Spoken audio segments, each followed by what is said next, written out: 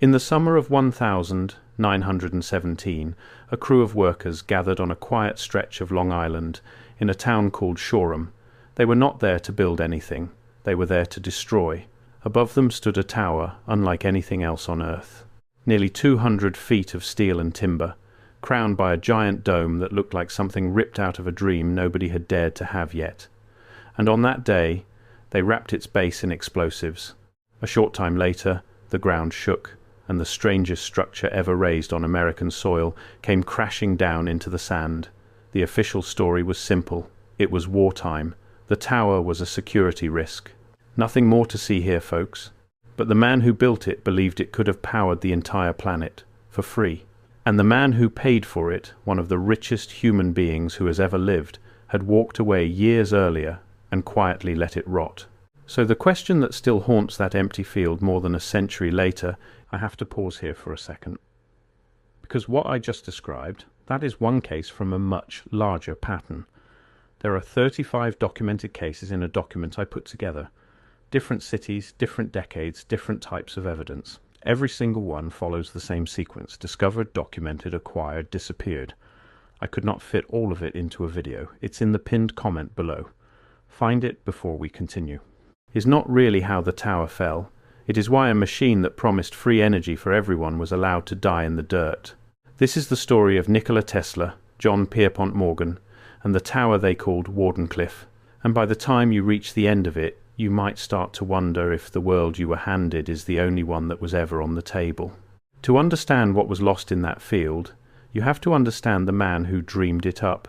Nikola Tesla was born in 1,856 inches, a small village in the Austrian Empire, in what is now Croatia, the son of a Serbian Orthodox priest. From the very beginning, he was different in a way that unsettled the people around him. He saw blinding flashes of light when ideas came to him. He could build entire machines in his mind, run them for weeks, and inspect them for wear, all without touching a single tool. He didn't sketch his inventions. He saw them, fully formed, floating in the air in front of him. He came to America in 1884 with almost nothing in his pockets and a letter of introduction to Thomas Edison. Legend says the letter read something like, "I know two great men, and you are one of them. The other is this young man." Edison hired him, then used him, then discarded him. And that betrayal set the stage for everything that came next. Because Tesla had a better idea than Edison. Edison had built his empire on direct current, a system that could only push electricity a short distance before it faded out. Tesla believed the future belonged to alternating current, a system that could carry power across entire states. The two men went to war over it, and history remembers that war as the war of the currents. Edison electrocuted animals in public to make Tesla's system look deadly. He spread fear. He spread lies. But the physics were on Tesla's side, and physics does not care about publicity stunts. Tesla partnered with an industrialist named George Westinghouse, and together they lit up the Chicago World's Fair in 1893. Then they harnessed the raw power of Niagara Falls itself, and sent electricity roaring into the city of Buffalo. That was the moment Tesla became a legend. He had taken a waterfall and turned it into light, and for a brief window he was one of the most famous men in the world, the wizard who had bottled lightning. But here is the thing about Tesla. Lighting up cities was never the dream, it was just the warm-up. Because while other inventors were fighting over how to sell electricity, Tesla was asking a stranger and far more dangerous question: what if you didn't have to sell it at all? What if the entire planet could be turned into one giant conductor, and power could be pulled out of the air itself, anywhere on Earth, by anyone, with no wires and no bill?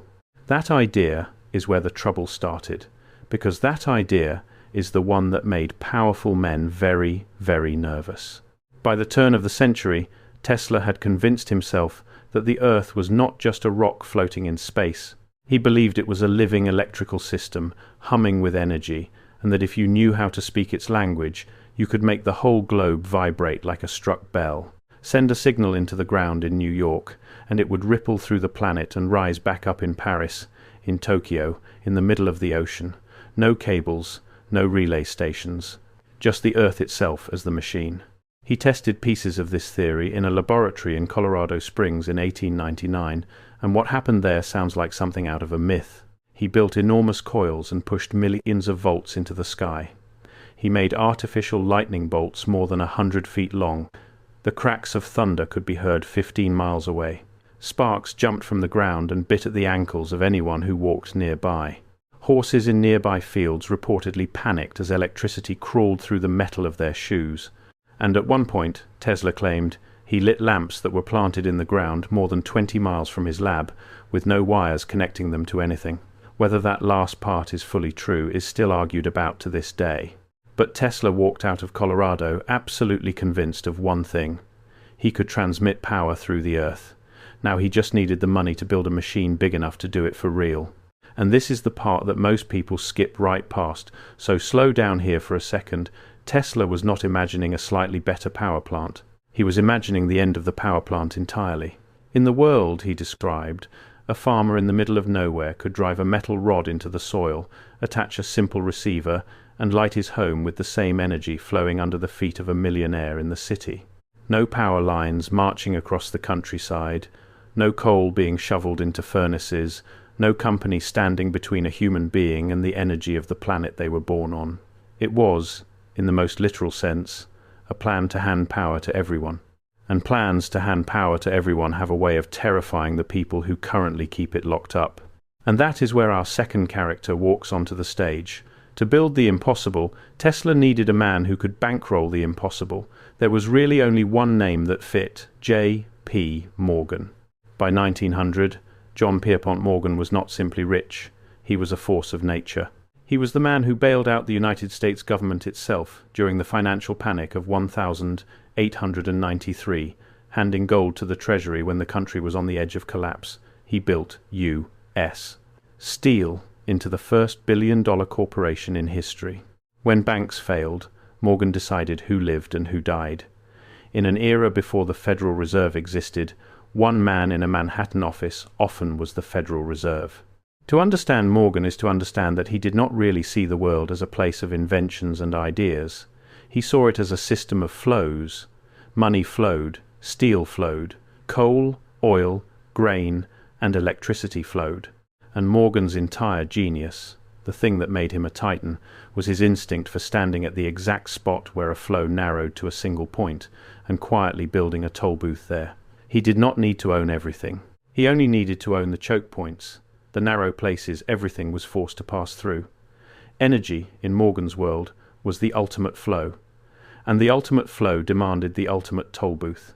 Morgan did not invest in dreams, he invested in control. He liked industries he could corner, systems he could own end to end, choke points where every dollar had to pass through his hands before it went anywhere else. And that appetite is the key to understanding everything that is about to happen. Tesla, being Tesla, did not walk into Morgan's world humbly. He wrote to the great financier and pitched him a vision. A worldwide wireless system. A tower on Long Island that could send messages across the Atlantic instantly, beating the undersea telegraph cables that Morgan's rivals controlled. Stock prices flashed to London in a heartbeat. News, private messages, the pulse of global business, all flowing through a single Tesla system. Morgan was intrigued. He could see the money in wireless communication. He agreed to invest $150,000, an enormous sum at the time, worth several million in today's money. In exchange, Morgan took a controlling stake in Tesla's wireless patents, 51%. Read that again. Before the first shovel hit the dirt, Morgan already owned the majority of the thing Tesla was about to build. Tesla was so hungry to make his dream real that he signed away the crown to get the funding. At the time, it must have felt like a triumph. He had the money, he had the backing of the most powerful man in America, he had a stretch of land on Long Island. He was finally going to build the machine that had been living in his head for a decade. But the seeds of the disaster were already planted in that contract, and neither man fully understood yet just how differently they saw what they were building. Tesla broke ground on the project in 1901. He hired one of the most celebrated architects in the country, Stanford White, to design it. And what rose out of that Long Island field was genuinely otherworldly.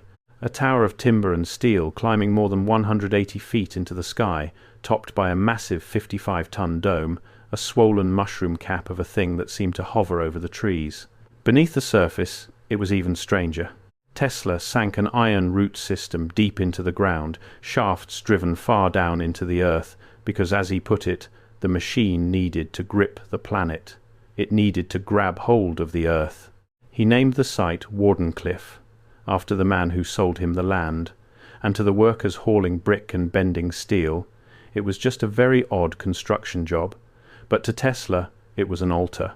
This was the temple where he intended to marry the sky and the ground and change the shape of human civilization forever. For a while, everything moved forward, and then the money started to run out. Building the future turned out to be far more expensive than Tesla had promised. $150,000 sounded like a fortune, but it drained away into concrete and copper and labor faster than anyone expected. So Tesla did the only thing he could. He went back to Morgan and asked for more. And that is where the whole thing began to crack. But the money running dry was only half the problem. Because at the exact moment Tesla needed Morgan's confidence the most, a young Italian inventor thousands of miles away pulled the rug out from under him. In December of 1901, while Wardenclyffe was still under construction, a man named Guglielmo Marconi sent the first wireless signal across the Atlantic Ocean. It was crude. Just the letter S, 3 faint clicks tapped out in Morse code, received in Newfoundland. But it worked. And it worked with equipment that was cheap and simple compared to the monster Tesla was still bolting together on Long Island. Think about what that meant from Morgan's chair. He had handed a small fortune to a man promising to be the first to send messages across the ocean without wires. And now some other inventor had just done it, for a fraction of the cost, while Tesla's tower was still a half-finished skeleton in the sand. From a pure business standpoint, the investment suddenly looked like a disaster. But here is where the story takes the turn that has fueled 100 years of legend. Because Tesla, cornered, running out of cash, watching his rival steal the headline, decided to tell Morgan the truth. The real truth. The one he had been keeping quiet. Wardenclyffe was never really about sending messages. That was the safe, sellable, respectable version of the plan. The version bankers could understand. What Tesla actually intended to build was a system to transmit electrical power itself, wirelessly, to the entire world. Light, heat, energy to run machines, pulled out of the air, freely, by anyone on the planet who owned the right receiver.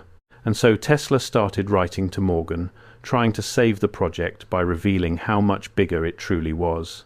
He wanted the financier to understand that this was not a tower for telegrams. This was a tower to power the Earth. Now put yourself inside JP, Morgan's mind for 1 second. Morgan was a man whose entire fortune was built on owning the flow of things. Steel, railroads, money itself. His genius was finding the point where everything had to pass through him, and installing a gate there, and charging a toll. And now the inventor he had funded was excitedly explaining that he wanted to give away energy to everyone, everywhere, for free, with no wires to cut, no cables to own, no meter to install on the side of anyone's house. There is a famous line that gets attached to this moment. As the story is usually told, Morgan looked at the plan and asked, "If anyone can draw power from the air, then where do we put the meter?" Now, historians will tell you there is no solid proof Morgan ever said those exact words. It may be legend, it may be something someone invented decades later to make the story land harder.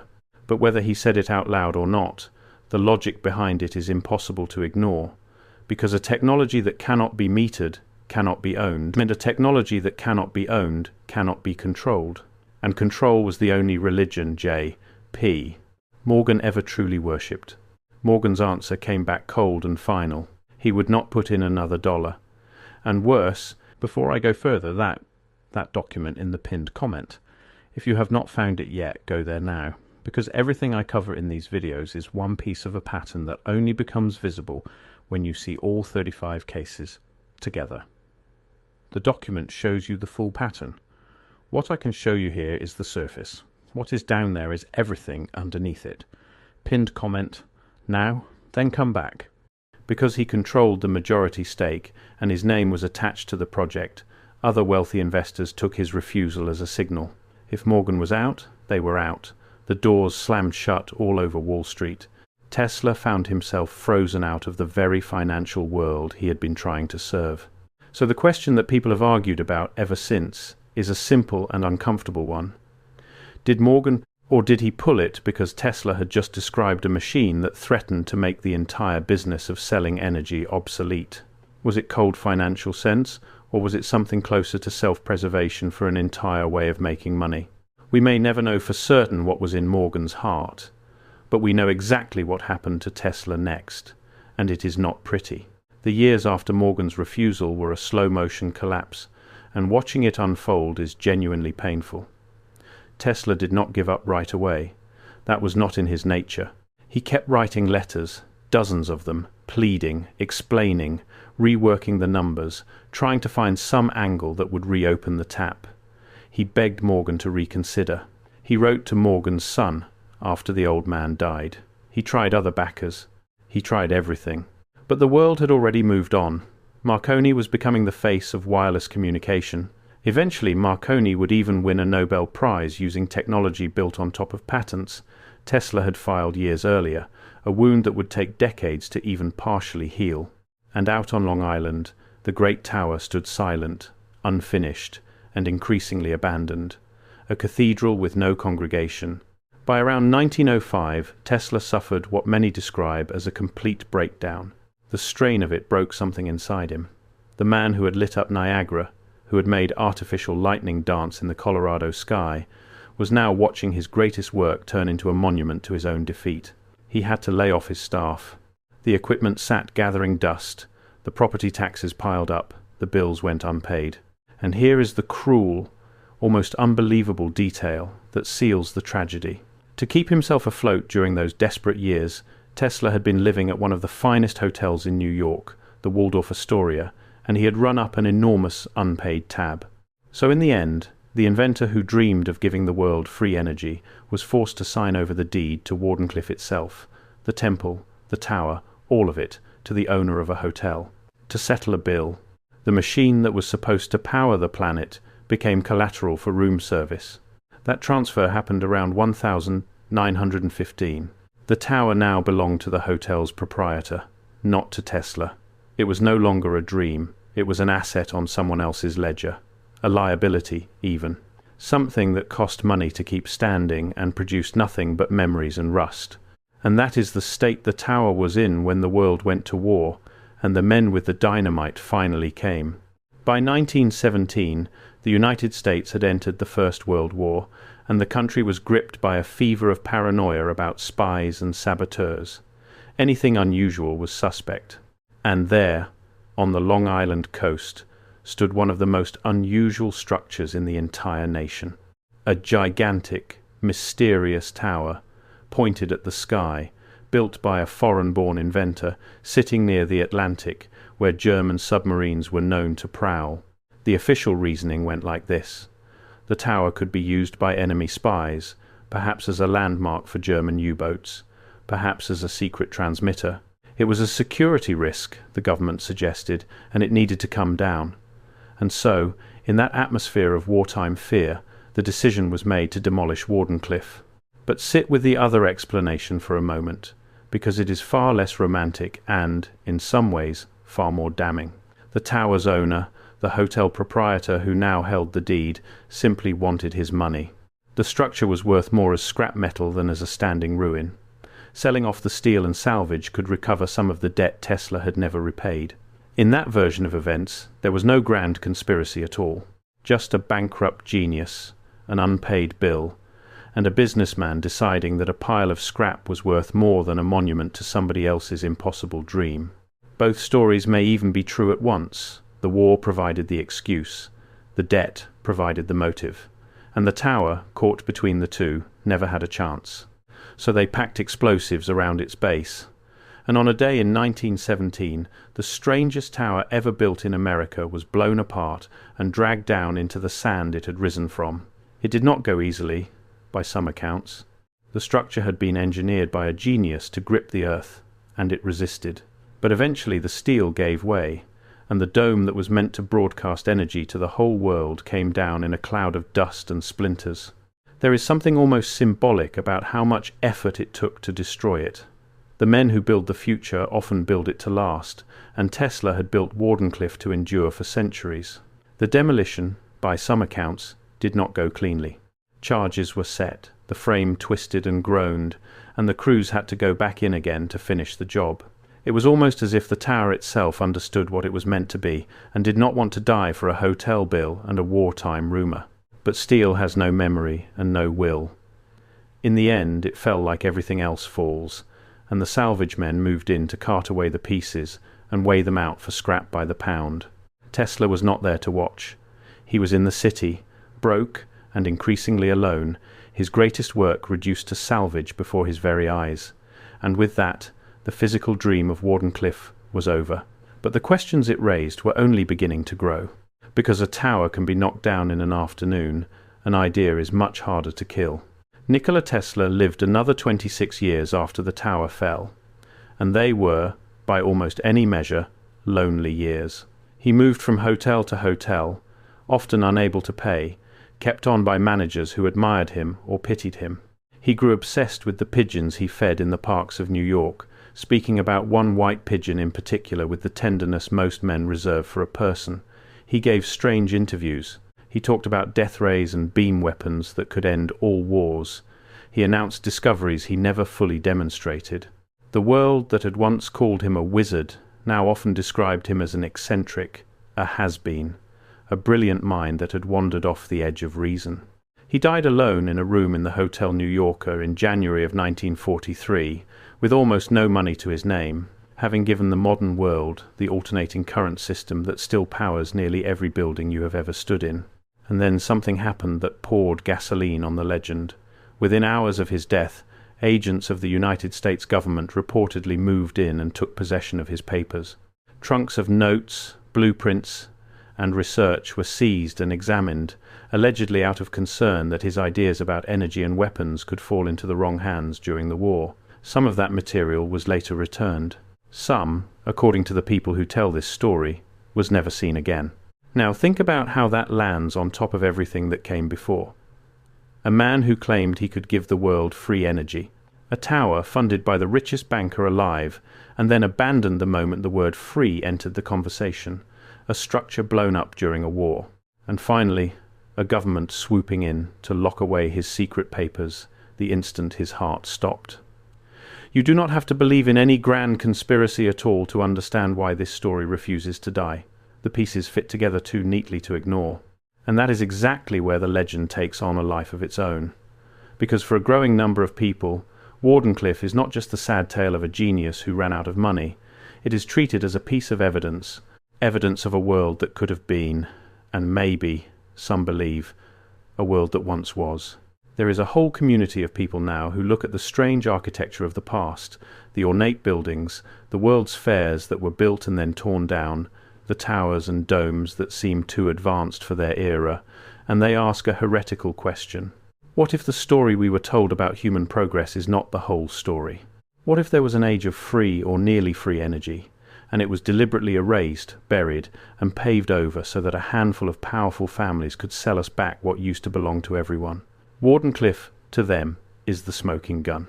The one time the suppression happened out in the open, on camera, in the historical record, before anyone thought to hide it. Now, let me be honest with you, because you deserve honesty, and not just a good story. Mainstream historians push back hard on the wildest versions of this. There is no solid proof that Tesla ever actually transmitted usable power across long distances. His grandest claims were never independently verified. Many serious engineers argue that his global free energy system, as he described it, may never have worked at all, no matter how much money Morgan poured into it.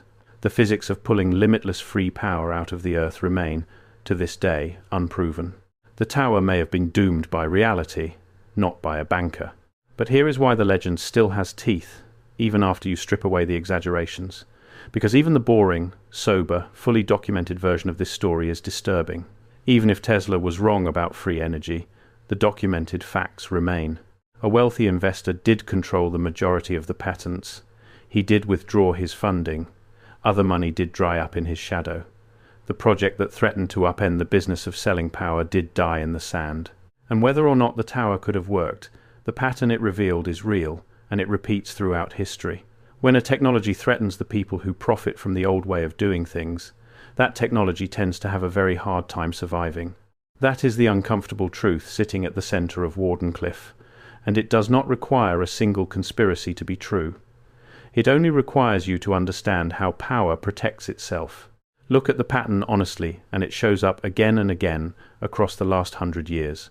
Inventions that would have cost the established players their fortunes have a strange habit of being bought and buried, litigated into oblivion, or simply starved of the money they needed to grow. It does not require a secret room full of villains plotting in the dark. It only requires 1,000 ordinary business decisions, each one perfectly rational on its own, all quietly pointing in the same direction. Do not fund the thing that ends your business. Do not build the tool that makes your toll booth worthless. Do not hand the crowd a key to the door you are charging them to walk through. Multiply that single instinct across an entire economy, and you do not need a grand conspiracy to bury the future. You only need self-interest, repeated at scale, 1,000,000 times over. So what actually died in that Long Island field in 1917? Maybe it was nothing more than the fantasy of a brilliant man who dreamed too big and trusted the wrong financier. Maybe the tower never could have done what Tesla promised, and its destruction was just the tidy end of a failed business venture dressed up by history into something more dramatic than it deserves. Or maybe, just maybe, something genuinely was lost out there. Not necessarily free energy for all humanity, but a different relationship between people and power. A moment where the flow of energy might have been designed around abundance instead of scarcity, around giving instead of gatekeeping. A road not taken, a door that was open for the briefest window and then bolted shut by men who understood exactly what an unmetered world would do to their fortunes.